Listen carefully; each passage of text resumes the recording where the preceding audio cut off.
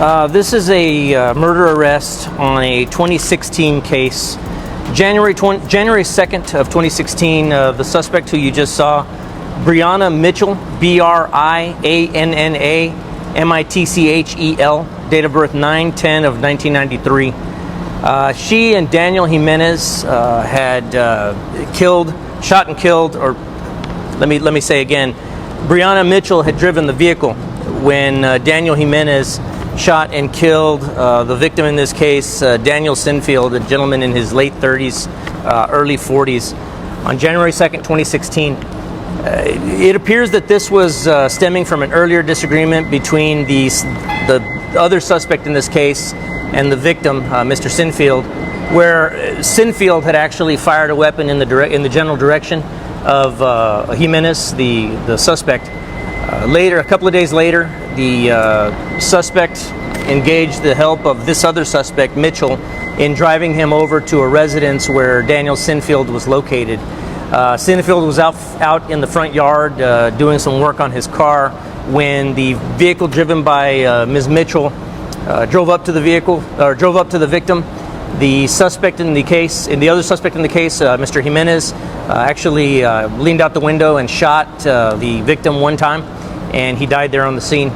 The two suspects in this case, Jimenez and Mitchell, both actually went to federal prison for several years on an unrelated drug charge.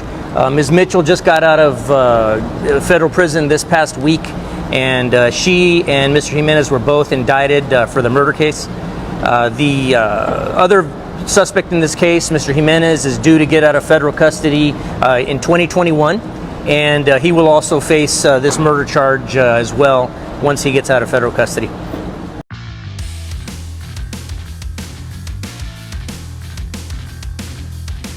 All right, Briana Mitchel. Judge, before you start, just to let you know, I've already checked with the prosecutor about putting dates from federal incarceration on the record. Yes. And I don't know if you wanted paste the documents through the court file, or if I just read the dates on the record. You can read the dates on the record, but make sure that the clerks have them. Okay. And you're an officer of the court, so of course I will provide accept your word as truth, Mr. Stateson. Yes. Yeah. Brenda, it's always nice to see Mr. Stateson.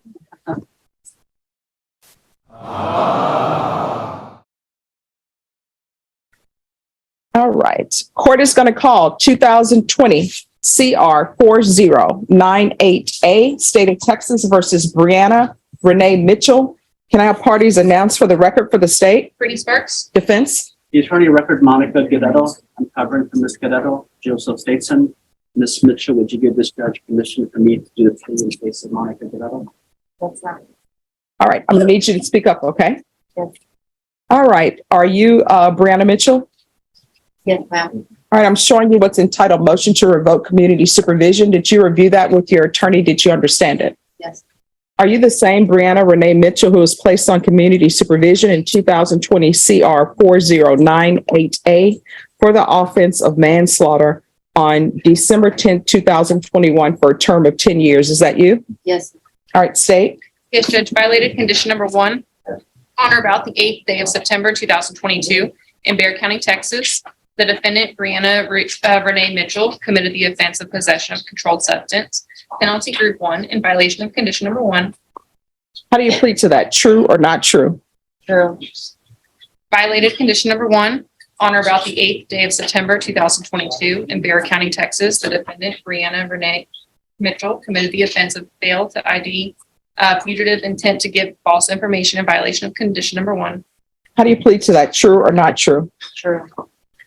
Violated condition number 1 on or about the 8th day of September 2022 in Bexar County, Texas. The defendant, Briana Renee Mitchel, committed the offense of evade arrest or detention in violation of condition number 1. How do you plead to that? True or not true? True. We'll waive the other violations. Any objections to the state's waivers? None. All right. Did you understand by pleading true to violations 1, 1, and 1, the court could find it true, grant the motion, and sentence you up to 10 years in prison and up to a $1,500 fine? Did you understand? Yes, ma'am. Knowing that, do you still wish to plead true to violations 1, 1, and 1? Yes. The court will find 1 1, and 1 true. Is there an agreement?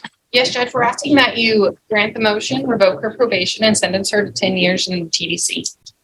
In addition, Judge will be taking into consideration cause numbers 2022 CR 10345B, County Court cause number 692652, County Court cause number 692653. Is that the agreement, defense? It is, Your Honor, and I believe I may have made a clerical typo on the certificate of appeal. I may have put the I may have put the case in TIC instead of the NPR. That's my mistake. Yes.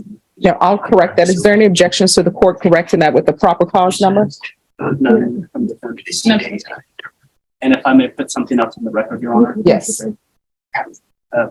This offense was created during a time where Ms. Mitchell was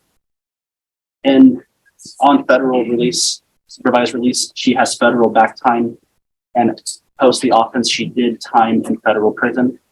I have some dates if I could put those on the record. Yes. She was in custody in federal prison or federal custody on April 18th, 2016, where she was sentenced November 17th, 2016. And she was not released until April 3rd, 2020. When she was released April 3rd, 2020, it was supervised release. And there was a revocation hearing.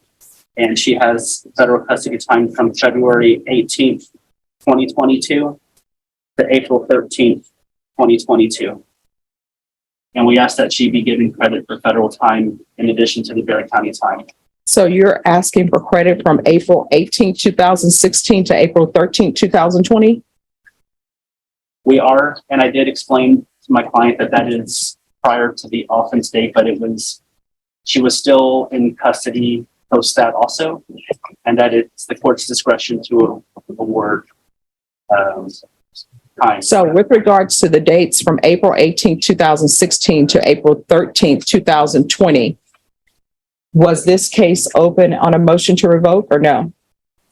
I don't believe it was on a motion to revoke. All right, was this case pending? I have to, if I could So- check one moment, Your Honor.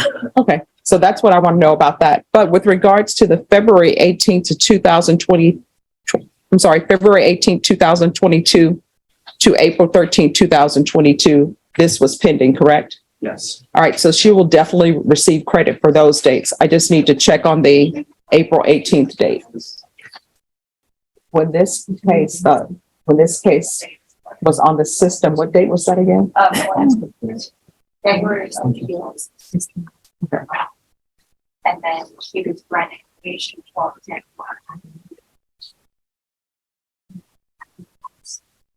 All right. Well, it appears, Ms. Sparks, Yes, Judge. on this case, I'm being informed by the clerk that this case was actually on the system January 2nd, 2016. Yes, Judge, that's what our computer shows. Okay, so we can go back on the record, Brenna. So are you asking the court to follow this agreement? Yes. Are you waiving your right to appeal? Yes, ma'am.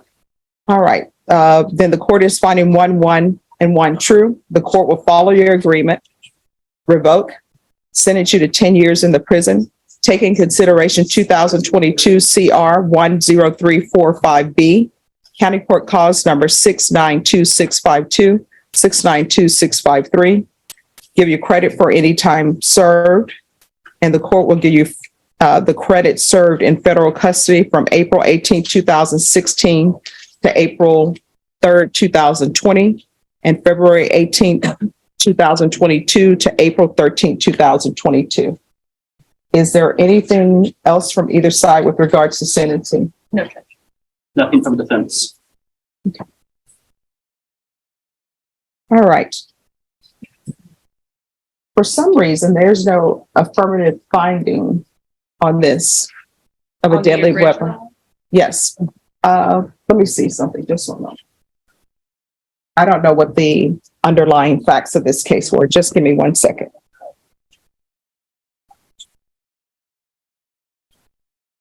I'm assuming a weapon was involved. be it a vehicle or something else.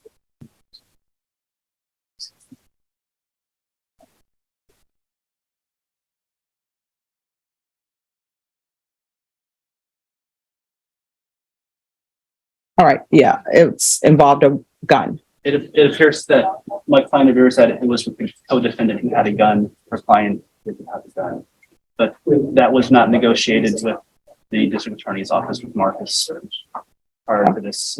All right, because I mean, according to the, and I know this is before your time, Mr. Statesman, but according to the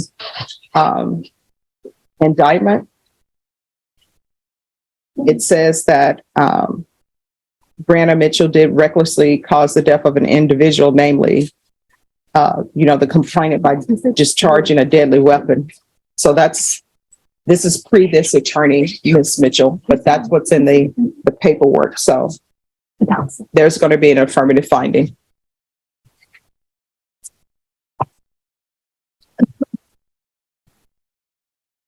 So there's an affirmative finding of a deadly weapon. I'm going to show you what's entitled Trial Court Certification of Defendant's Rights to Appeal. Did you review that with your attorney? Did you understand it? Yes. All right, because this is a plea bargain agreement, because I followed your plea bargain agreement, because you waived your right to appeal, you do not have the court's permission to appeal. Do you understand? All right, good luck. We can go off the record. I saw in this case where parenting classes were ordered for you. So here's the thing. Someone else is taking care of your children or your child. When you are released from prison, and at some point you will be, do not go up to the house acting as though, here I am, let me put my rules in place and disregard whatever rules have been set for your children. You understand? You're going to have to humble yourself. All right. Good luck to you. Thank you, Judge. Thank Just you. checking in on Charles Jones. I got your email. Who's here on Jared Johnson?